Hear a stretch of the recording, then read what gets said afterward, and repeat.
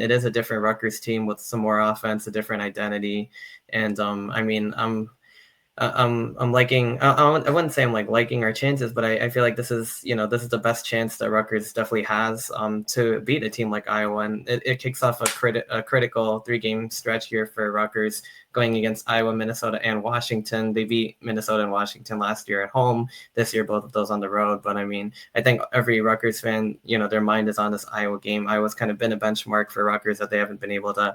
Not only have they not been able to win, they haven't really been able to get too close. But hopefully this year changes a lot of the perception, and hopefully they do get a win that will boost them closer to bowl eligibility. And and we see what happens the rest of the season. But I think a win definitely gives the Scarlet Knights that kind of momentum that they would be seeking. I got to ask you. So you mentioned identity. How legitimate is that? Because they've played. Mark would say they played no one, and to some extent that's true. No. Let's hold on a second, Mark. They've played Ohio. No, but that's okay. I'll agree with you on that. They've played no one. In general, in the grand scheme of things, they have not proven a Big Ten anything team yet. Yeah, they should better, be playing a power conference team. That's my opinion. Well, everyone should. Yeah, look at Penn State, but they've played better non-conference nobodies than other teams, right? Yeah, I agree with that. And they've been impressive. They've been impressed, winning against a good G5 team in Ohio or G4 or whatever, beating a very solid Miami, Ohio team that was picked toward the top of the MAC, and Norfolk, regardless. But is the identity of this team different, or are we just seeing like a different approach because of opponent? I mean, I think it's maybe a little bit of both, but I do think the identity is different. I mean, Rutgers is, as you guys know, it's been similar to Iowa in a lot of ways. They've been very defensive oriented, special teams oriented. They still are very special teams oriented even this season. I mean, the punt blocking has been on point. Jay Patel's been an excellent kicker. There hasn't really been too much punting because the offense has been great. But I mean, Kadek Manis has been throwing the ball. I saw somewhere he had in the highest PFF grade. Again, now this is relative to opponent, but I mean, the receivers have been catching balls downfield. The running game has also been good, so it's not completely one-dimensional. The offensive line has been blocking really well. They've been winning the line of scrimmage. So on both the run and the pass, Rutgers has been moving the ball, and I think Greg Schiano has realized that. And against Ohio, for example, they kept their offense on the field on fourth down. They converted all 5, even though they went 1 for 10 on third down. So, realizing where the defense has been, and the defense has been a little bit susceptible to big plays, both in the run and both in the pass, and especially in the run, whether it's a mobile quarterback, whether it's, the receivers, from Miami, Ohio, a team that usually doesn't take deep shots like that, they were getting open. Ohio is moving the ball. Even Norfolk State, there's been, scattered plays here, which kind of worries me a little bit going into this Iowa game, the way that Iowa, typically runs the ball. But it's been a flip for Rutgers identity-wise. Yeah, I do think so, because, their offense is definitely ahead of their defense. There's been a lot of new transfers on the defense, to a couple of new defensive coordinators, Zach Barber and Rob Smith, although Smith previously coached. But there's a lot of non-continuity on the defense, a lot of continuity on the offense, and that is definitely shown up. Now, the competition does get harder. Iowa's defense is going to be a challenge for Rutgers, but I think Rutgers will go into this game with the expectation of we're going to try to, play the game to our strengths, and, try to force Iowa to kind of play, for a change, to try to keep up with Rutgers offensively. And if they could do that, then I think that's their key to the game of how to beat Iowa this year. You mentioned the 2 block punts, and Iowa had a punt block last week as well, Mark. So, that's a storyline. Iowa's been really good just in every category, special teams wise, but they had a total meltdown as it relates to what Kirk said, fundamentals on the blocked punt. It wasn't even close, and we haven't seen a breakdown like that. So that will be a focus for LeVar Woods and company, trying to avoid that happening. Those are potential game-changing plays. It wasn't against UMass given the opponent, but it could be probably would be if it was against Rutgers. And there have been plays. I think back to the Cooper DeJean play. I believe there was a Jack Campbell turnover a couple of years ago. That game ended up being a 17-point win, but it wasn't always that lopsided. And Mark brought up earlier, 2016 was a close 14-7 game. So that's what Iowa fans are used to seeing when the Hawks play in Piscataway. And I did see that Greg Schiano talked a little bit about injuries this week. I've been talking about the 3 receivers for Rutgers that are all over 200 yards already. But one of their receivers, now I lost his name, Ian Strong, may not play. And then they're also down, I believe, C.J. Campbell Jr., who is second highest carry total for the team. Arnav, what can you tell us about just those guys injury-wise? I know Shiano, the kind of the headline quote from him this week was troubling as it relates to some of the injury problems, and they also lost an offensive lineman against Norfolk.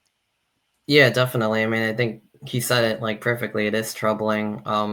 I mean, especially considering I just mentioned the offensive side of the ball being a strength, to have multiple players that are questionable. Like, we don't really know because like Rutgers, I don't think will release their depth chart or their injury report like until like a few hours before the game. I think that's basically Big Ten policy as well in terms of the injury report. But I mean, in terms of Ian Strong, he's definitely one of the leading receivers. I think he was the leading receiver before this past week, which he couldn't go. So then KJ Duff has also been a really good. They're both downfield guys who can make tough catches, but obviously against an Iowa or another conference team, you want all of your top guys to go if that's going to be your game plan to throw the ball downfield. So if he can't go, that's going to be big blow for the Rutgers offense. And then Campbell as well. I mean, I think that one is the one that Rutgers is best suited to overcome, because I mean, Campbell's a very talented player, obviously coming in from FAU, but I mean, Antoine Raymond's kind of been the lead back and Campbell's been number 2, and Deshaun Benjamin kind of has a similar play style to Campbell, where Antoine Raymond's kind of like in that Monangai mold of like a power back. Deshaun Benjamin and Campbell are both a little bit more finesse and a little bit more like can make some cuts. So Deshaun Benjamin, I think he's been in the system for a few years. He played a lot as a freshman. They redshirted him last year. So then this year going into he played in the Norfolk State game. So I mean, I'd say like if Campbell can't go, like that's probably the easiest one for them to overcome, just because they have a guy like Deshaun Benjamin. They also have Sam Brown, who's working back from injury. They have Ed Garrier, who's kind of like a reserve, but they should have at least like a 3 deep ready to go for that with Big Ten experience. And then the offensive tackle, I think, is the most concerning out of the bunch, because Rutgers has already had a few injuries to that position group. Ryder Langstow, who transferred in from, I believe, Lafayette, he was, really highly touted offensive tackle. Like, I don't know if he would have been the starter, but he was definitely in the conversation. He was injured, out for the season. And then Dante Chin, who ended up becoming the starting left tackle, was injured, I believe, in the Miami, Ohio game, out for the season as well. And they even started, they moved him in because of injuries, and he did really well. So he was out. Then Tyler Needham, who used to start there last year, and he has like a lot of veteran experience, he ended up getting injured too. So we don't know, like, again, he could come back, but maybe not. Like, even if he comes back, for the season, he might not come back for this game. So now Rutgers threw in Mashoud Giwa, who is a transfer from LIU. They have Justin Cesare, transfer from New Haven. So they have some depth on the offensive tackle, but basically the depth is becoming like the who's left now, and it's a little bit concerning. I mean, Mashoud Giwa definitely he held up, and he had a pretty good PFF grade against Norfolk State, but again, Iowa's defensive line in particular, I mean, that's going to be a whole different beast. So I'm a bit worried about that left tackle spot and how they hold up against Iowa's defensive physical defensive front, especially if Needham can't go. 2 things. What is New Haven? Is that a school? I think it's like I want to say it's an FCS school, but is it FCS? It might be even lower than that. Is it in New Haven, Connecticut? Yeah. Okay. They are FCS because they just played really? Albany, so I was familiar with. I lived within an hour of New Haven, Connecticut. I had no idea that there was a school they were playing football, college football.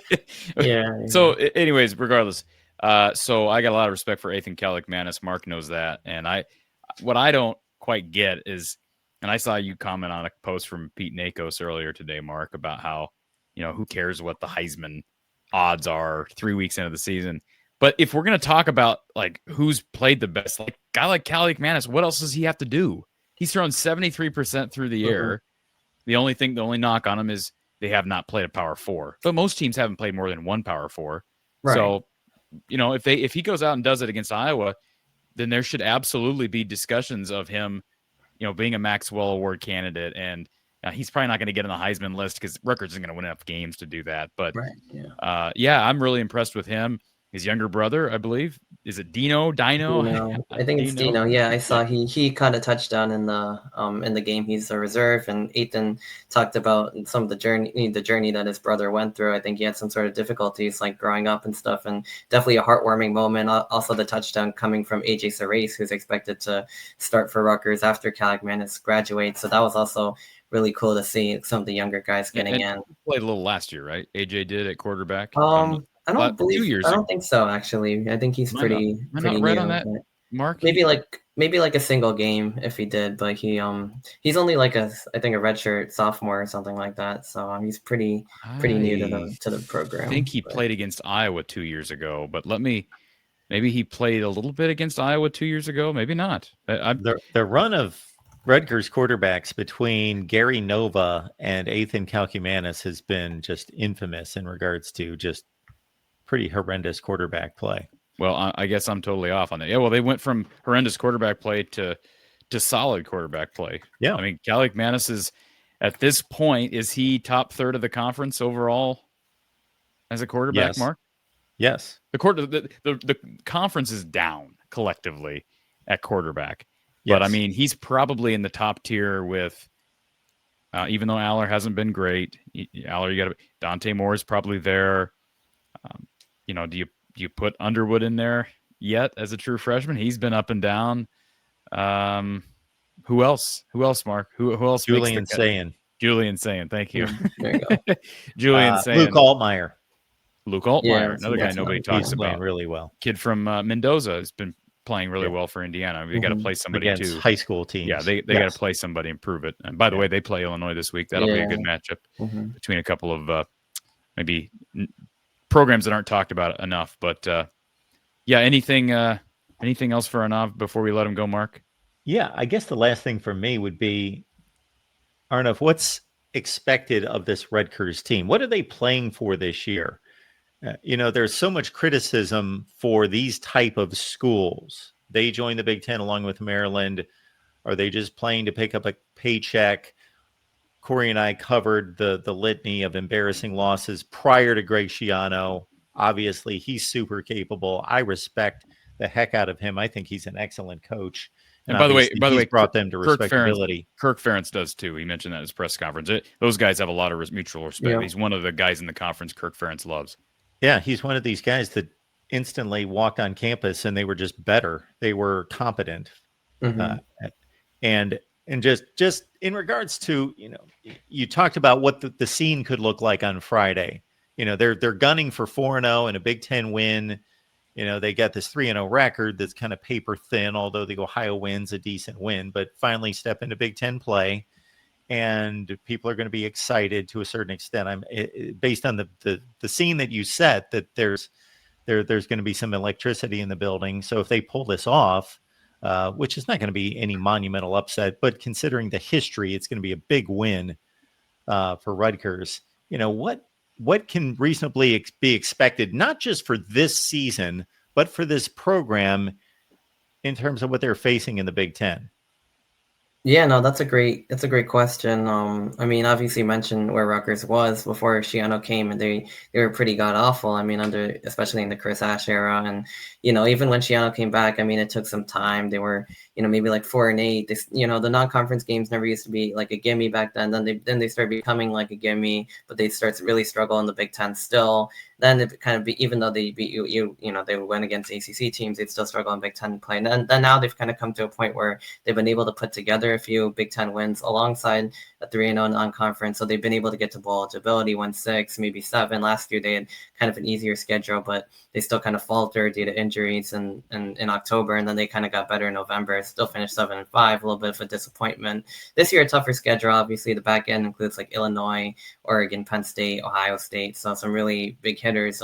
They got to get their wins. I mean, this is a big stretch here, like I mentioned, between Iowa and Washington. But I feel like this Iowa game for Rutgers, like you guys mentioned, I mean, they've never beaten them before, and Iowa's kind of always, because of what Ferentz has built, has been regarded in that kind of middle to upper tier, where Rutgers has kind of been lower, lower now, maybe middle tier. And if Rutgers can beat Iowa, I mean, it gives them probably more respect than I would say than even if they beat Minnesota and Washington, as good as the Huskies might look this year. So if they can get this done, it definitely is a springboard. It's a big step, and if they can somehow run the table in these 3 games and get to 6-0, then who knows? Maybe game day comes to Piscataway for the first time. We don't know. I mean, Oregon's going to be a really tough game, but I mean, it could provide that kind of jolt for the Scarlet Knights if they can get through this stretch. And obviously, the back end of schedule is going to be very tough. But I mean, Purdue and Maryland, those should be 2 to win. And even if they don't win all 3, maybe if they win 2 of the next 3, and then those 2, that's 7 wins in a tough season. Even if they somehow only win 1, that's 6 wins. So I mean, it's